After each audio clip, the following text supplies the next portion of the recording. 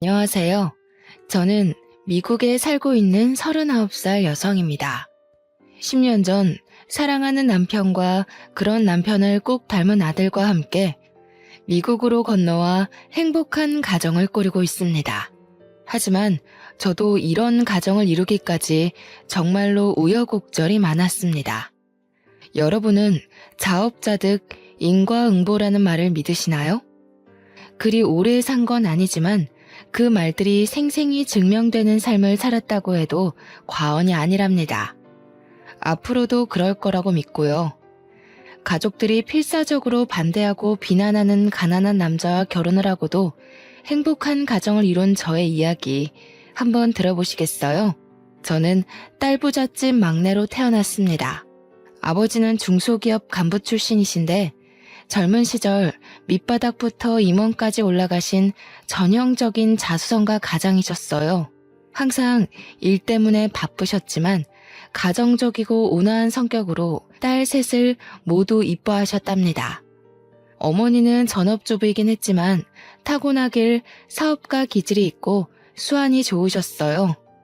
작은 종잣돈으로 시작해 여기저기 투자를 잘한 덕에 재산을 잘 불리셨죠. 우리 가족이 남부럽지 않게 누리며 살 수 있게 된 데는 아버지의 성실함 때문이기도 했지만 어머니의 안목이나 성격 때문이기도 했기에 아버지는 어머니 말이라면 죽는 신용이라도 하실 정도였어요. 우리 집 가장은 아버지였지만 대장은 어머니였달까요?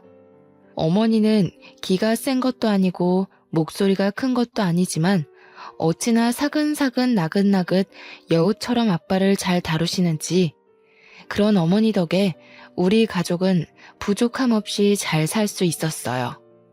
제 위로 언니가 둘인데 큰언니는 회화를 전공하고 둘째 언니는 피아노를 전공했죠. 언니들은 어머니를 닮아서 미모와 몸매가 뛰어났어요.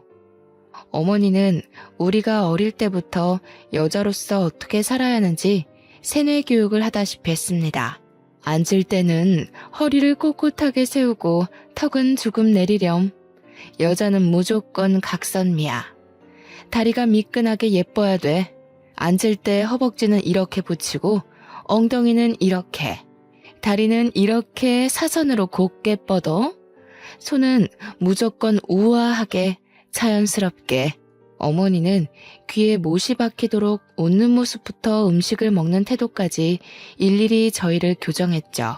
그 다음에는 어떤 남자를 어떻게 만나는지가 중요하다는 얘기도 늘 따라왔습니다. 언니들은 어머니 말을 하나부터 열까지 다 잘 따랐어요. 저 역시 어릴 때는 어머니의 말을 잘 들었죠.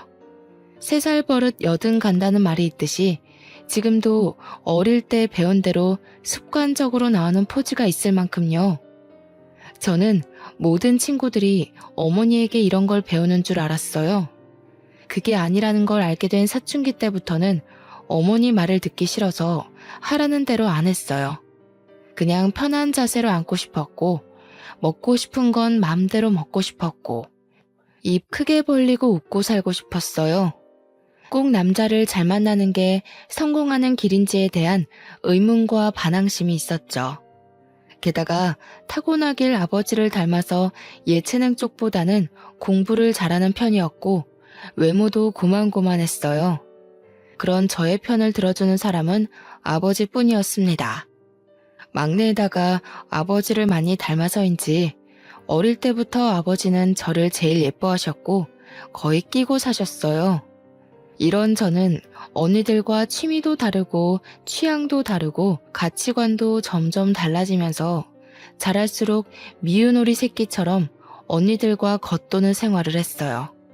어머니는 자신의 뜻대로 자라주지 않고 엇나가는 것 같은 저를 제일 걱정하곤 했죠. 언니들은 어머니의 시나리오대로 잘 자라서 여성적인 매력과 교양이 흘러넘치는 신부감이 되었거든요. 다들 어머니가 주선한 선자리에 나가서 좋은 집안 명문대 출신 좋은 직업 가진 남자와 결혼한 건 당연한 수순이겠죠.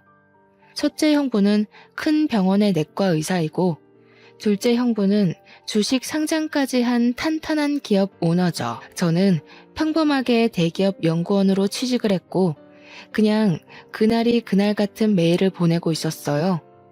때로는 언니들처럼 사는 게 맞는 걸까 고민하기도 했지만 대학 때 연애도 해보고 소개팅도 해보고 선짜리도 나가봤지만 내 짝이라고 여겨지는 사람이 없었어요.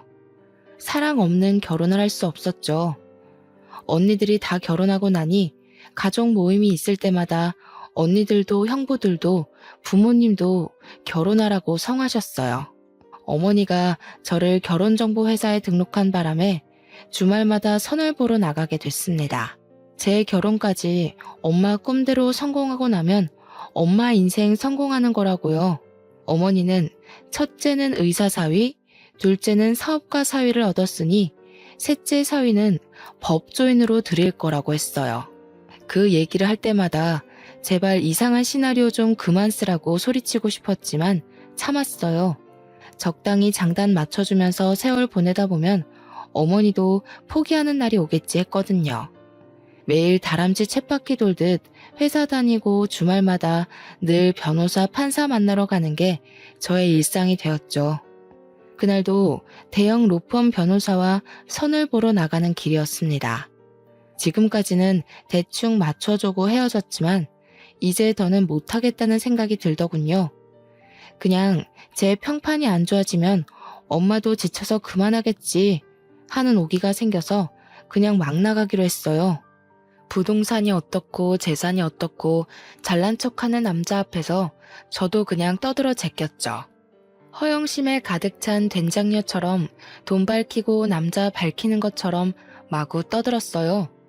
술도 안 마셨는데 작심하니 그냥 정신줄 놓게 되더라고요. 어머, 자산가시구나. 저 돈 많은 남자 좋아하는데. 이 정도 나이 먹고 알 거 다 아는 사이에 뭐 괜히 가식 떨 필요 있어요? 솔직한 게 마음에 드네요. 저 돈 많아요.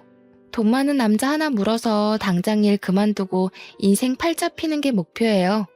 변호사 수익이 알고는 있는데 그것 가지고는 안 될 것 같아요. 그래서 정확하게 보유한 부동산이 어느 정도예요? 솔직한 것도 좋고 말씀 못 드릴 것도 없긴 한데 그래도 좀 당황스럽네요. 너무 단도직입적으로 물어보셔서. 언젠 솔직한 게 맘에 든다더니.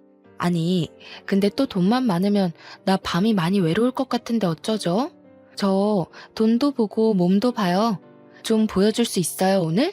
남자가 질렸다는 표정으로 입을 쩍 벌리고 벌레 보듯이 저를 보더라고요. 속으로 웃음이 났지만 얼굴에 철판을 깔아버렸어요. 아, 맞다. 오늘 안 되겠네요. 저 신상백 예약해둔 게 있어서 명품관에 가봐야 해서요. 돈도 보고 몸도 볼 날 잡아서 연락 주세요.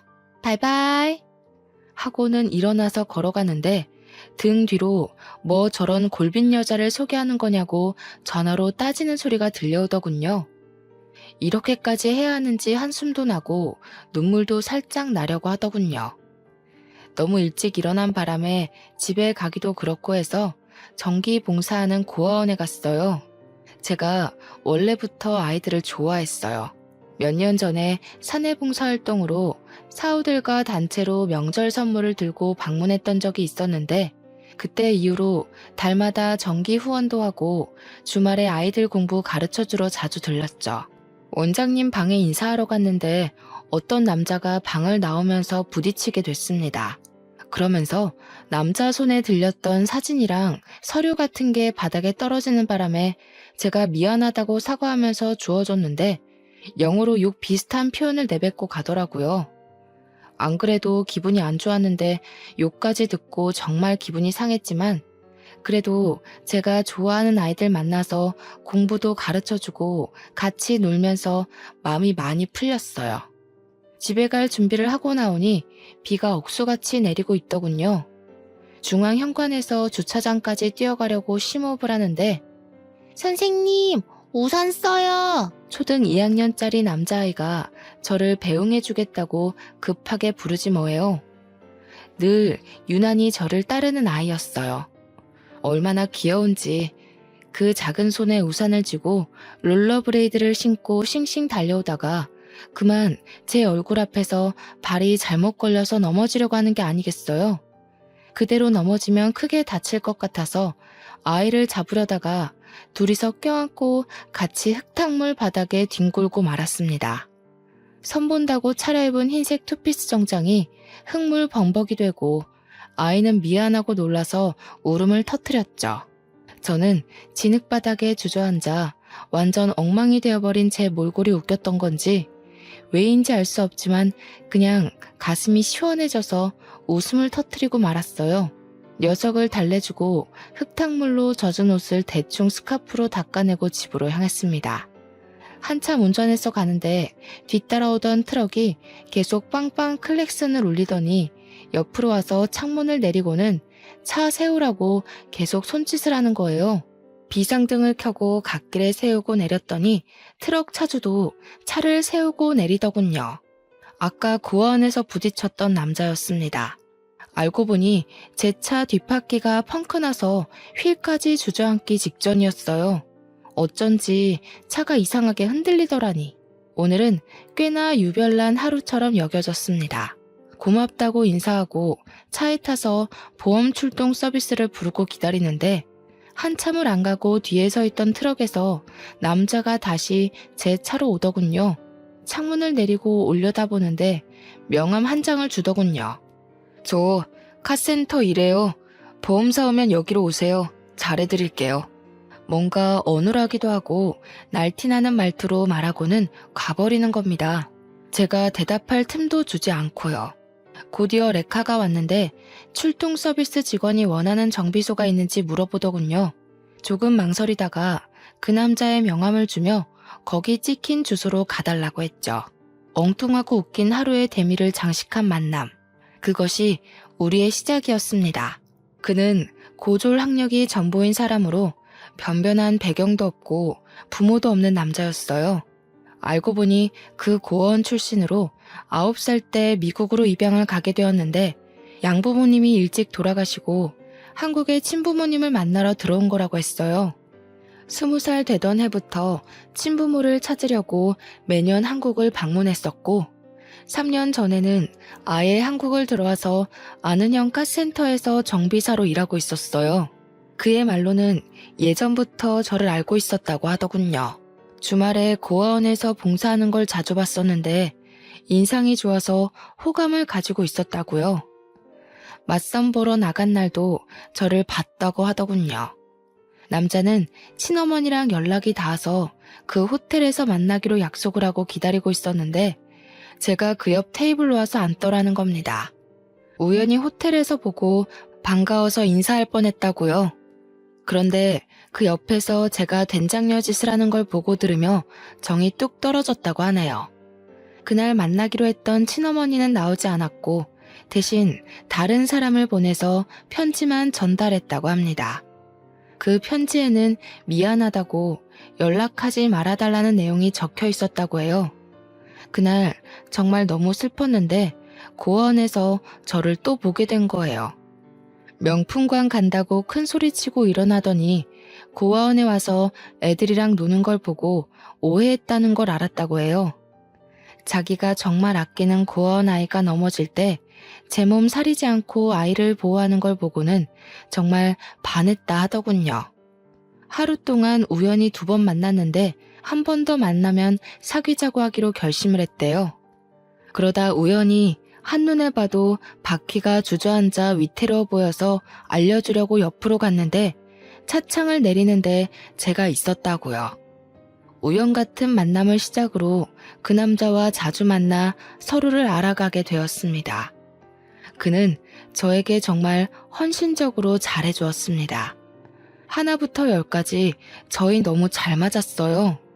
처음에는 저도 보고 듣고 자란 게 있어서 그의 배경이 손끝에 박힌 가시처럼 걸리곤 했어요. 저도 그냥 적당히 속물적이고 세속적인 평범한 여자일 뿐이에요. 하나부터 10까지 그동안 만나본 적 없는 종류의 사람이다 보니 자동 반사적으로 저울질이 되긴 하더라고요. 하지만 알아갈수록 그 남자의 인간성과 성실함과 진실함에 그를 정말 사랑하게 됐습니다. 그와 연애하면서 어머니가 주선하는 선자리는 다 거절했죠. 사실 제 소문이 정말 안 좋게 나는 바람에 선자리도 뜸해지기도 했고요. 결국 부모님께 사귀는 사람이 있다고 선언하게 되었습니다. 어머니는 사귀는 걸 왜 숨겼냐며 어떤 집안 남자냐, 뭐 하는 남자냐, 무슨 대학 나왔냐, 부모님은 뭐 하시냐 질문 공세를 퍼부었죠. 아니요, 엄마. 그 사람 대학도 안 나왔고 부모님도 안 계시고 모아둔 돈도 별로 없고 카센터에서 정비사로 일하는 사람이에요. 9살 때 미국으로 입양 갔는데 일찍 돌아가시고 혼자 자라서 얼마 전에 한국 들어왔대요. 어머, 기막혀. 너 저번에 선 보러 가서 미친 짓 하고 왔다는 소문 건너 들었다. 내가 고개를 들고 다닐 수가 없어, 이거 사. 진짜 미쳤나봐, 얘가. 너 어디 아프니? 그래, 아파서 그런 거야. 내일 당장 예약할 테니까 엄마랑 신경정신과 한번 가보자. 엄마, 나 안 미쳤어요. 헛소리 아니고 진심이야. 그 사람 한 번만 만나보고 얘기해요. 정신 차려, 이거 사. 금이야 오기야 키워놨더니 엄마한테 돌려주는 게 결국 이런 수치심이야? 말로만 들어도 부끄럽고 입 밖으로 내기도 부끄러운데 어딜 한번 만나보라 얘기를 해. 내가 그런 사위 이 집에 들일 것 같아? 엄마, 사람한테 어떻게 그런 말을 해. 뭐가 부끄러워, 뭐가. 그 사람이 무슨 부끄러운 짓을 했고 뭘 잘못했다고. 엄마가 뭔데 함부로 부끄러워해? 내가 오히려 그 사람한테 부끄러워. 엄마 때문에 부끄럽다고. 뭐? 뭐가 어쩌고 어째? 태어나서 처음으로 어머니께 뺨을 맞았어요. 저도 너무 화가 나서 어머니께 대들고 말았죠. 어머니의 분노는 상상을 초월했습니다. 노발대발하시던 어머니는 그날로 알아놓으셨고 소식을 듣고 찾아온 언니들도 저를 한사코 뜯어 말렸습니다. 못 들을 말도 많이 들었어요. 자기들보다 외적으로 떨어지는 제가 자격지심 때문에 그런 남자를 택한 것 같다며 미안하다며 울지를 않나. 차라리 집안에 먹칠하지 말고 그냥 평생 혼자 살라고 하질 않나. 저도 너무 큰 스트레스로 원형 탈모까지 생겨버렸어요. 그런 난장판 속에서도 아버지는 묵묵히 제 편이 되어주셨어요. 얼마나 든든했는지. 그런 아버지가 아니었다면 저는 버티기 힘들었을지도 몰라요. 돌아누워 뜻을 굽히지 않는 어머니 옆에서 몇 날 며칠을 설득해 주셨고 그래도 강경한 어머니께 차라리 자신과 부부의 인연도 끊자고 막내딸 안 보고는 못 산다고 하시는 아버지의 엄포에 결국 어머니가 두 손을 들었다고 합니다. 아버지 덕에 결혼식을 치를 수 있었지만 큰 축복이 가득한 결혼식 내내 눈물바람인 어머니 덕에 결혼식장이 아닌 장례식장 같았죠. 신혼여행도 조촐하게 제주도로 다녀와서 인사드리러 간 날 언니 형부들도 모두 와 있었습니다. 우리를 반기기 위해서가 아니라 마치 제 남편을 구경하려고 온 느낌이었어요. 어머니는 제 남편 눈 한 번을 맞춰주질 않고 얼굴도 보지도 않고 한숨만 쉬고 언니들은 남편을 마치 하인 부리듯이 했습니다. 예상 못한 건 아니었지만 그 정도일 줄이야 어찌나 가시방석이었는지 또 남편에게는 어찌나 미안했는지 겨우 밥을 먹고 거실에 모여 얘기를 나누는데 병원 얘기며 사업 얘기며 형부들은 대놓고 제 남편을 무시했죠. 첫째 형부가 주유구 잡고 총을 쏘는 듯한 제스처를 하면서 자네는 주유소 일한다고 했나? 묻더군요. 그래서 둘째 형부가 아니요 형님, 카센터요 라고 대답하자 첫째 형부가 아 정비소에서 미케닉이라고? 쏘리 기름밥 먹는 건 주유소나 정비소가 같지 뭘 그래. 자네 기름밥이란 말 들어봤어? 기름밥? 하는 겁니다. 언니들은 재밌다고 깔깔대고 웃어댔죠. 남편이 어릴 때 입양 가서 한국말이 좀 어눌하고 영어 섞어서 말하는데 그걸 따라하면서 놀린 거예요. 그런데도 남편은 속없이 그냥 웃더군요. 제가 얼마나 미안하고 또 화가 났는지 몰라요. 그날 형부들이 부모님 모시고 아버지 퇴직 축하를 위해서 요트 크루즈 파티를 하자고 제안을 하더군요. 둘째 형부가 사업을 확장하면서 요트 사업을 시작하게 됐는데 요트 여러 대를 유럽에서 들여왔다고요. 지난달에 도착해서 점검이 모두 끝났고 시승식도 완료했고 요트 운전 자격증도 미리 따둬서 본인이 운전할 예정이니 그 중에서 제일 멋진 요트에서 파티를 하자고요. 올해 공들여서 준비했던 요트 크루즈 사업이 이제 시작 단계에 있습니다. 아버님, 요직은 퇴직 후부터 또 제2의 인생이라고들 하지 않습니까?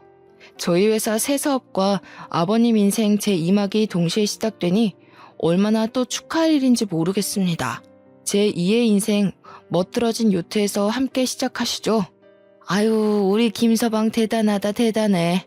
사업 돌보느라 바쁠 텐데 언제 요트 운전까지 배웠을까? 말하는 건 또 어쩜 이렇게 이쁘게 하나 몰라. 그렇죠 여보? 그래, 고맙네 김서방. 참 내가 복이 많네. 아닙니다 아버님 어머님. 제가 당연히 할 일인데요. 이가 척을 얼마나 생각하는지 몰라. 이번에 요트 크루즈도 시댁 어른들보다 우리 아빠 엄마를 먼저 챙기는 거 있지? 예, 누가 들으면 김서방만 사위 노릇 제대로 하는 줄 알겠어? 우리 민지 아빠는 뭐 우리 집에 못하니? 아 언니, 형부가 우리 집에 못한다는 게 아니라 이 사람이 잘한다는 얘기지. 누가 형부가 못한다 그랬어? 안 그래도 며칠 전에 엄마한테 들었어. 형부가 아빠 엄마 건강검진 프리미엄 코스로 예약해드렸다면서? 엄마가 전화 와서 얼마나 자랑을 하는지. 형부, 제 귀에 피나는 줄 알았어요. 장모님도 참. 의사 사위가 매년 당연히 해드리는 건데 뭘 또 그렇게 자랑까지 하셨어요. 어머, 그랬어? 그러니까 엄마도 참. 뭘 그걸 전화까지 해서 자랑을 했대. 아, 자랑이지. 큰 자랑이지. 의사 큰 사이가 때 되면 고급 풀코스로 건강검진 시켜줘. 사업가 둘째 사이가 사업도 승승장구하고 때마다 좋은 구경 시켜줘. 내가 우리 사위들 자랑하고 싶어서 친구들 더 만들 판이네. 어쩌면 이렇게 사위복이 많아서 얼마나 감사해. 얼마나 좋아. 어머님, 총 쏘는 셋째 사위도 있지 않습니까? 형님, 주유소가 아니라 정비소라니까요. 아, 그랬어? 자꾸 헷갈리네. 이러나 저러나 기름밥 먹는 건 똑같다니까. 그 조크는 들어도 웃기네. 다들 그날의 계획으로 이야기꽃을 피우고 어머니는 아예 제 남편을 등지고 앉아서는 형부들에게 우리 사위들 덕에 호강한다며 좋아하는데 우리 부부만 덩그러니 외로운 섬처럼 앉아 있었습니다. 아니, 모르겠어요. 그냥 남편은 그저 조용히 미소만 띠고 있더군요. 거의 득도한 사람인 줄 알았다니까요. 저는 무슨 정신으로 집으로 돌아왔는지 모르겠어요.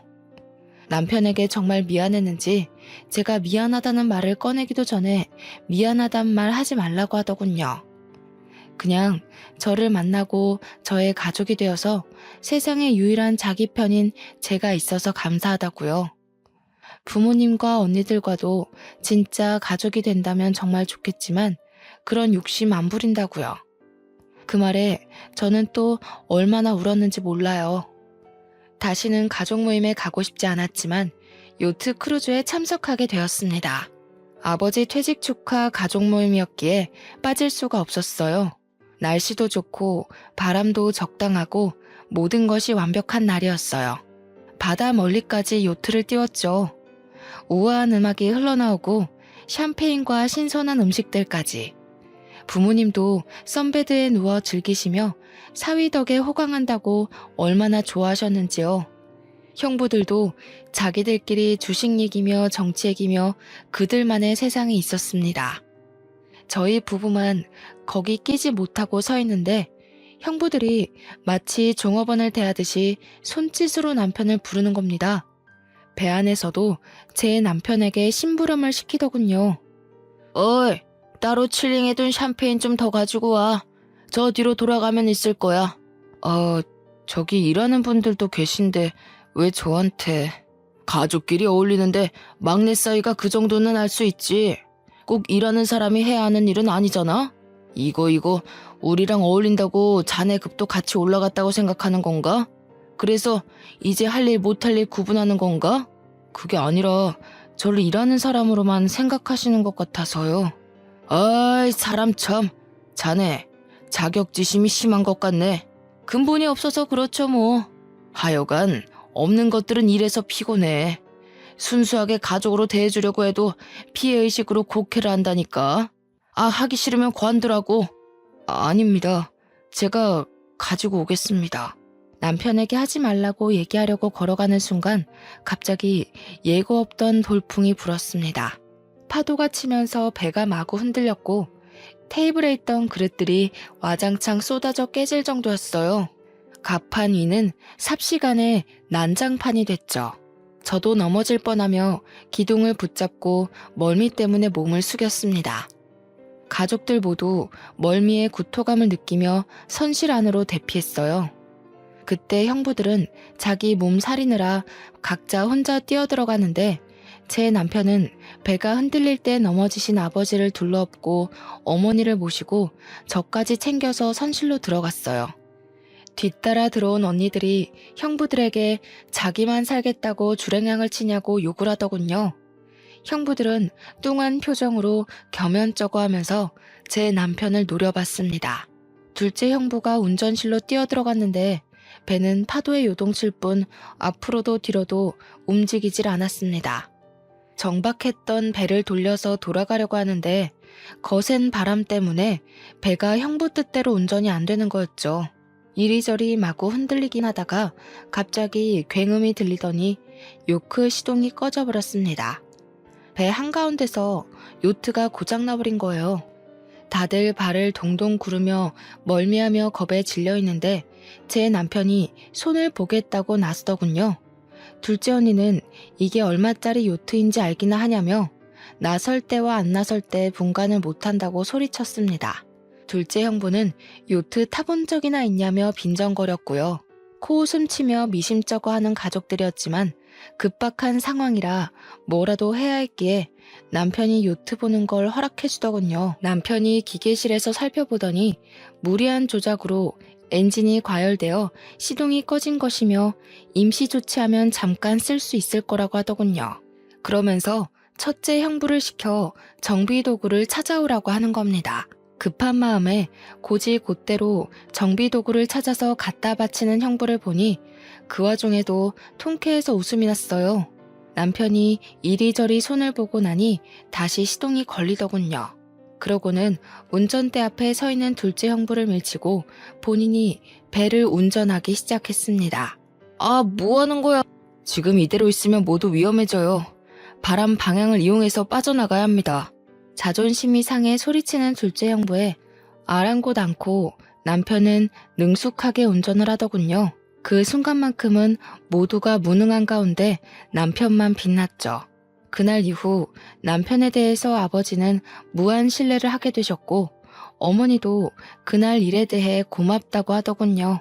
하지만 어머니와 언니, 형부들이 기본적으로 남편을 하대하는 태도는 고쳐지지 않았습니다. 어머니는 그날 일에 대해서 군뱅이도 구르는 재주가 있다는 식으로 말하며 칭찬했습니다. 그 사건 이후로 부모님 댁이나 언니를 집에 수리할 것이 있느냐? 그 사건 이후로 부모님 댁이나 언니들 집에 수리할 것이 있거나 작동이 안 되는 게 있으면 수시로 남편에게 연락을 했습니다. 시도 때도 없이 급한 일인 것 마냥 전화를 걸어 남편을 부르는 겁니다. 남편이 묵묵하게 손을 보고 나면 비아냥인지 칭찬인지 모를 것들을 막 늘어놓는 겁니다. 군뱅이도 구르는 재주가 있다고 손재주 하나는 기가 막힌다며 역시 정비사라 그런가 기가 막히게 잘 고쳤다는 둥, 수고했다는 둥, 우리 집에 꼭 필요한 사람이라는 둥, 저와 가족의 관계 때문에 그런 말을 묵묵히 듣고만 있는 남편을 보니 너무 마음이 아팠어요. 너무 바보처럼 착한 사람이었습니다. 그 사람을 지켜주고 싶었어요. 저는 남편에게 가족과 관계를 끊겠다고 선언했어요. 이렇게 자연스럽게 친정집과의 왕래는 점점 줄어들었고, 특별한 행사가 없으면 부모님도 언니들도 만나지 않게 되었어요. 가끔 아버지만 따로 모시고 함께 식사를 했었죠. 그러던 어느 날 아버지의 전화가 걸려왔습니다.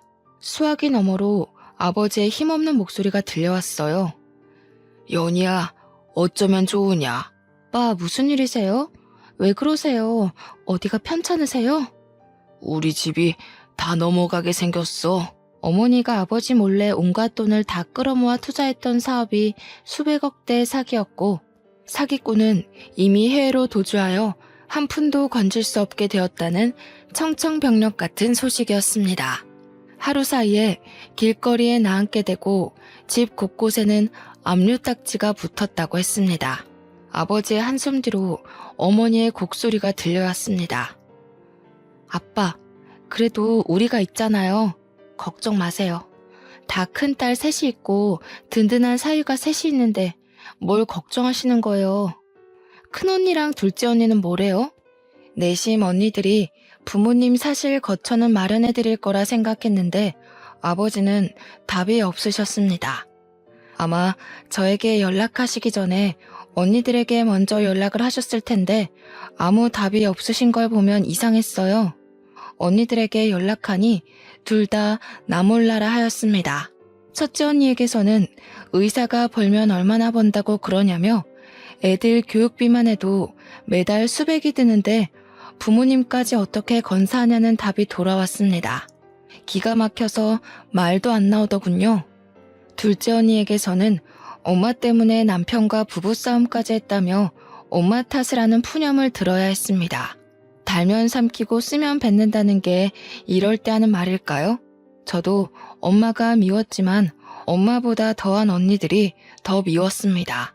결국 저는 자초지종을 남편에게 이야기했고 남편은 생각할 필요도 없다는 듯 당연히 우리가 모셔야지 하더군요.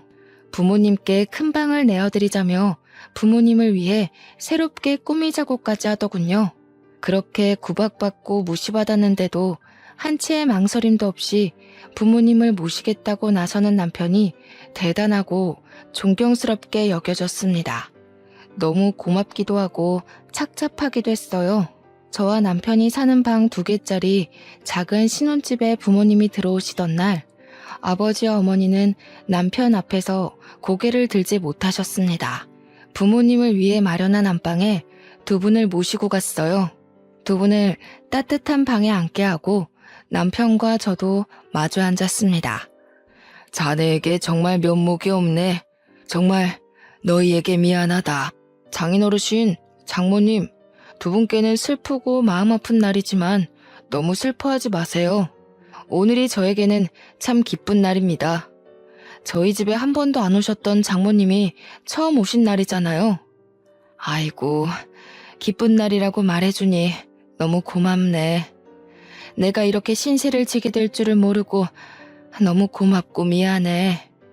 한국에서 결혼을 할 때도 신혼여행 다녀와서도 어른들께 절을 한다고 하던데 그래서 절하는 것도 배워서 연습도 많이 했는데 한 번도 못했어요. 사위가 장인어르신과 장모님께 절을 하는 첫날이니 저는 참 기쁩니다.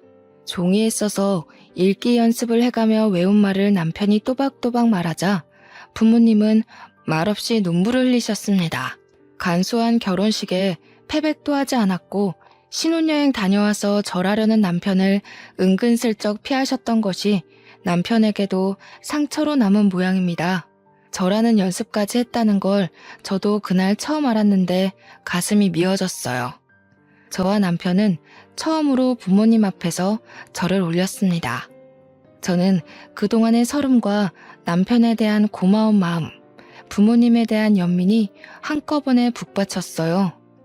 절하는 저희도 울고 부모님도 우셨어요. 절을 끝내고 남편이 2분께 다가가 손을 잡고 이제부터는 2분을 낳아주신 친부모님으로 생각하겠다고 말했어요.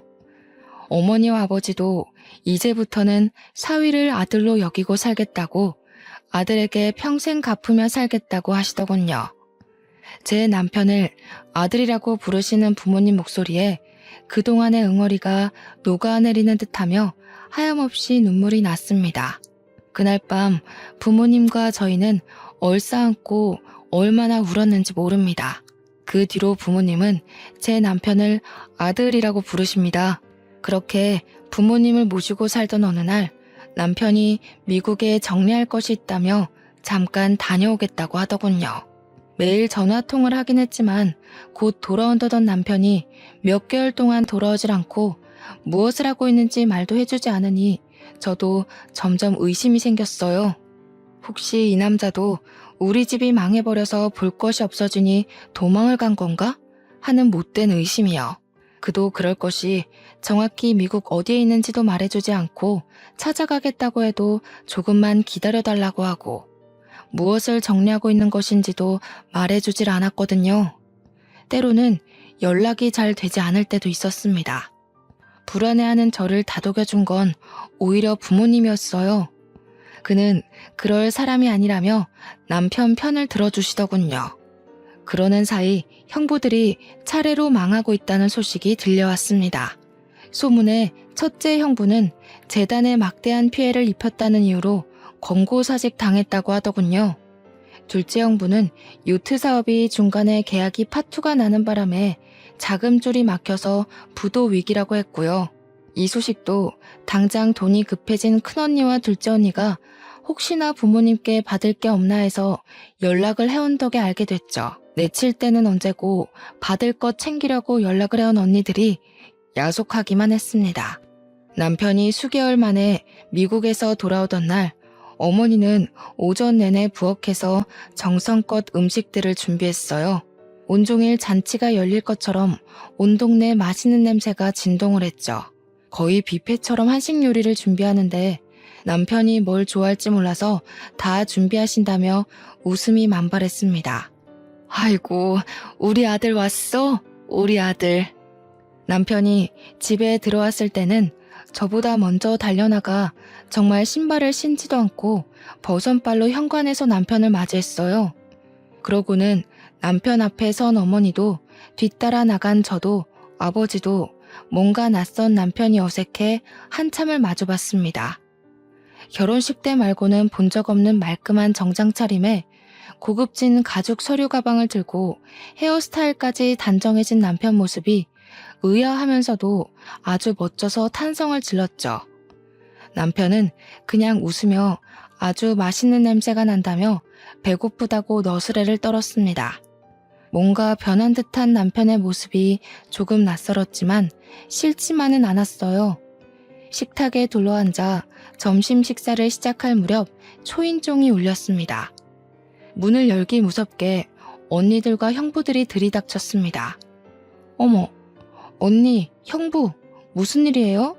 갑자기 연락도 없이 이렇게 오세요.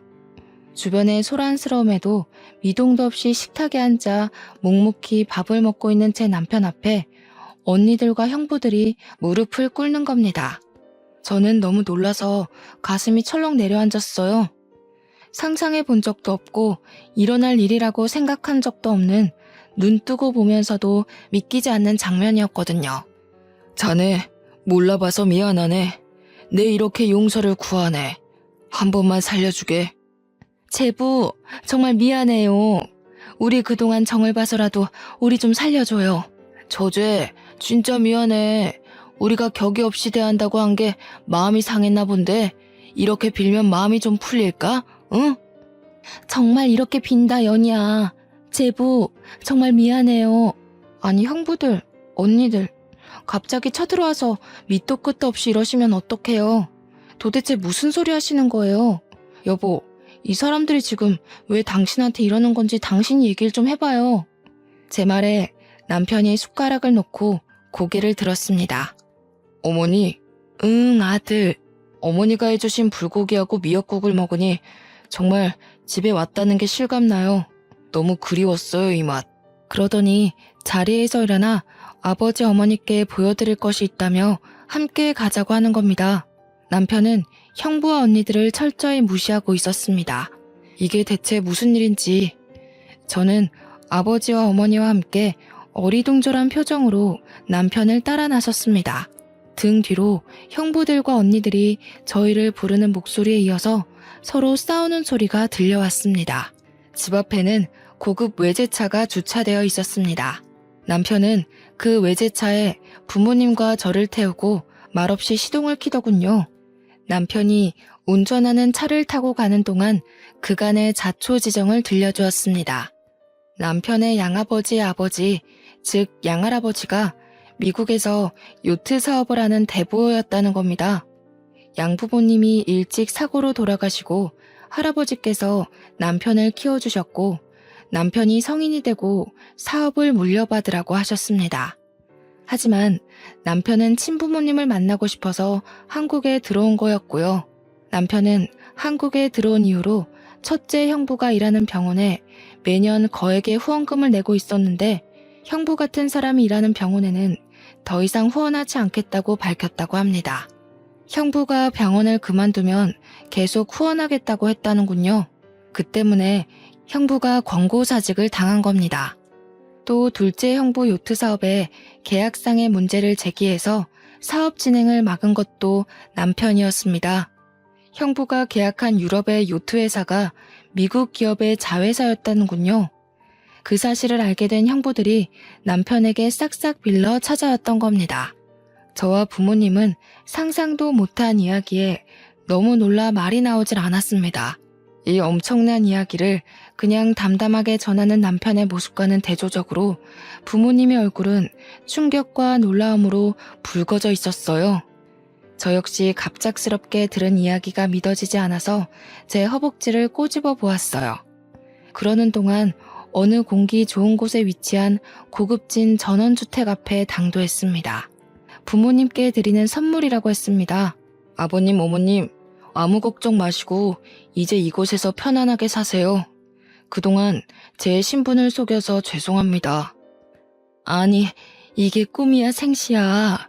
대체 이게 다 무슨 일인지 믿어지지가 않네.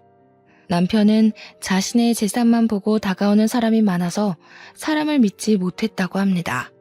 학교도 졸업 못하고 입양아에 가진 것도 없는 자신을 봐준 유일한 사람이 저였다고 해요. 아무것도 가진 것이 없지만 그냥 사람으로 사랑해준 저에게 뭐든지 해주고 싶었다고 합니다. 놀라움의 연속이었습니다. 제가 원하는 건 오직 그 사람뿐이었는데 너무 많은 것을 받았어요. 저는 심성이 고운 그 사람을 험한 세상에서 지켜주고 싶었는데 오히려 그 사람이 저를 지켜주네요. 어머니는 펑펑 눈물을 흘렸습니다. 아이고 아들아, 고맙고 고맙다. 하지만 나는 이걸 받을 자격도 염치도 없구나. 어머니, 연희를 낳아주신 어머니이시니 그리고 이제 저의 어머니이시니 받으실 자격이 되고 말고요. 옛일은 모두 잊으시고 우리 이제 앞으로 행복하게만 살아요. 어찌 있겠니? 내가 정말로 미안하다. 잘못했다. 것 없고 능력도 없다고 모질게 대한 것 내 평생 사과하며 반성하며 살아갈게. 싫은 내색 한 번을 안 하고 다 맞춰주면서 얼마나 마음고생을 했을까. 내가 아들한테 한 짓을 생각하면 혀 깨물고 죽고 싶은 심정이다. 어머니, 그런 말씀 마세요. 상처가 될 때도 있었지만 제 곁에는 연희가 있고 또 아버님께서 늘 제 편을 들어주셨어요. 그래서 저는 정말로 괜찮아요, 어머니. 난 연희 아빠랑 연희에게도 정말 면목이 없다. 고개를 들 수가 없어. 여보, 당신 말이 맞았어. 애들 선자리 만들고 결혼 준비할 때마다 당신이 조건 말고 마음을 보라고 항상 말했었는데 그때는 마음은 보이지도 않고 변하는 거니까 눈에 보이는 조건 말고는 믿을 게 없다고 호언장담했는데 우리 딸들 위하는 길이라고 생각했는데 그냥 내 허영심이었다는 걸 이 나이가 되어서야 알았어. 아들아, 네 엄마 이제 절드나 보다. 여보, 이런 나를 데리고 평생 살아줘서 고마워. 여보, 정말 미안해. 나는 노년의 당신 덕분에 방 한 칸 없이 낳았는 신세가 됐지만 오히려 마음은 편했어. 당신이 이제 정말로 변하고 진심으로 아이들을 대하는 것 같아서. 어머니, 이제 그만 울고 그만 미안해하세요. 이렇게 좋은 날 너무 많이 우시니 저도 마음이 아파요. 그럼아, 이제 울지 않을게. 너무너무 고맙다. 내 평생 감사하며 갚는 마음으로 살아갈게. 첫째 언니와 둘째 언니는 모두 이혼을 했습니다. 알고 보니 형부들은 모두 우리 집의 재산을 보고 결혼을 했던 거더군요. 의사인 큰형부는 처가에서 개인 병원을 내줄 것으로 생각하고 그동안 장인 장모에게 공을 들였던 건데 한순간에 처가가 망한 데다 본인도 병원에서 쫓겨나게 된 건 모두 큰언니 때문이라며 거액의 위자료 청구 소송을 했지만 패소했습니다. 큰언니는 입시 미술학원 강사로 일하며 생계를 유지하고 있다고 들었습니다. 둘째 형부도 처가 재산을 믿고 무리한 사업 확장을 했던 건데 처가에 손 벌릴 수 없게 되고 요트 사업마저 불발되는 바람에 부도가 나 한순간에 길바닥에 나앉게 되었습니다. 잦은 부부싸움 끝에 합의 이혼을 했다더군요. 둘째 언니는 저희 남편이 부모님께 마련해드린 집에서 눈칫밥을 먹으며 더부살이하고 있어요. 사실 언니들이 저와 남편이 부모님께 해드린 노후자금에 기대서 살고 있다는 걸 전부터 알고 있지만 그래도 혈육이 뭔지 부모님 생각해서 모른 척하고 있습니다. 저와 남편은 그 후 고아원에서 9살 남자아이를 입양하였습니다. 바로 저와 비오는 날 부딪혀 흙탕물에 뒹굴었던 그 아이죠.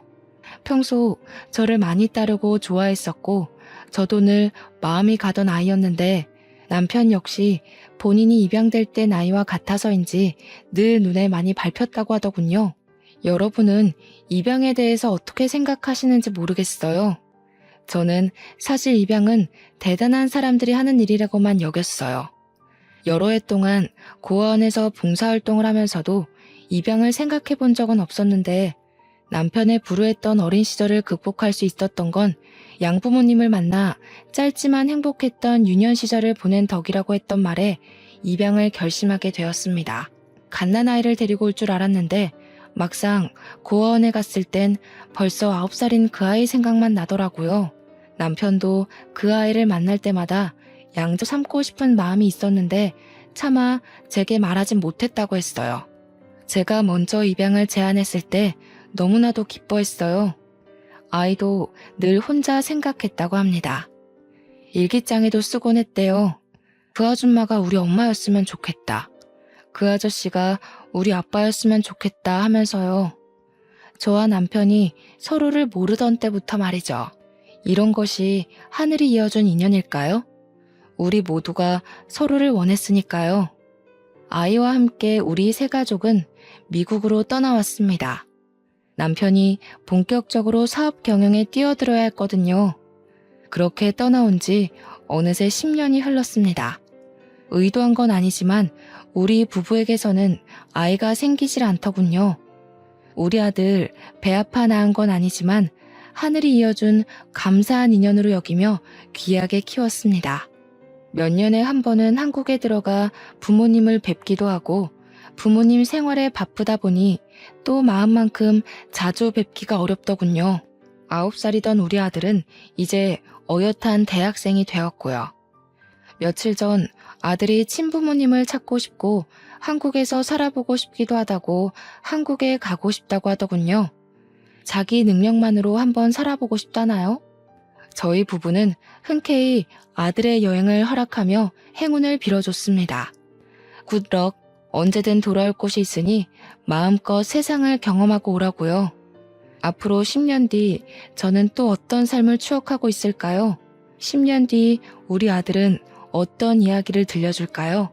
그저 바라건대 우리 아들에게도 전략이 아니라 진심이 통하는 인연이 온다면 좋겠습니다. 지키고 싶은 것을 찾고 스스로 지킬 때 자신도 지켜지는 거라는 걸 알게 되면 좋겠고요. 그럼 더 바랄 게 없을 것 같아요. 하지만 제가 경험했듯이 자식의 인생이라는 건 엄마의 시나리오대로 흘러가는 게 아니거든요. 그러니까 굴럭을 빌어주는 것 말고는 할 수 있는 게 없네요. 여러분의 지난 10년은 어떠셨나요? 또 앞으로의 10년은 어떨까요? 계획대로 생각한 대로만 흘러간다면 편안할 수는 있어도 재미는 없겠죠. 하지만 삶이 계획대로 흘러가든 아니면 뜻밖의 일들로 가득하든 분명한 건 주는 만큼 돌려받는다는 말은 정말 맞는 것 같아요. 살아보니 그렇더라고요. 받으려고 하지 않았지만 그래도 진심으로 살려고 노력했더니 기대하지도 못한 선물들을 많이 받았던 것 같습니다. 또 이 선물들을 주변에 좋은 마음으로 나누며 살다 보니 결국 돌려받게 되더라고요. 마찬가지로 주변을 물질만으로 평가하고 관계하는 자는 결국 물질로 망하더군요. 삶은 늘 시나리오대로 흘러가지는 않지만 어떤 일을 하든 자업자득 인과응보란 건 잊지 마세요. 거기에 행운이 한 스푼 보태어지면 더할 나위 없겠죠. 그러니까 여러분에게도 크로스핑거스 늘 행운이 함께하기를 응원합니다.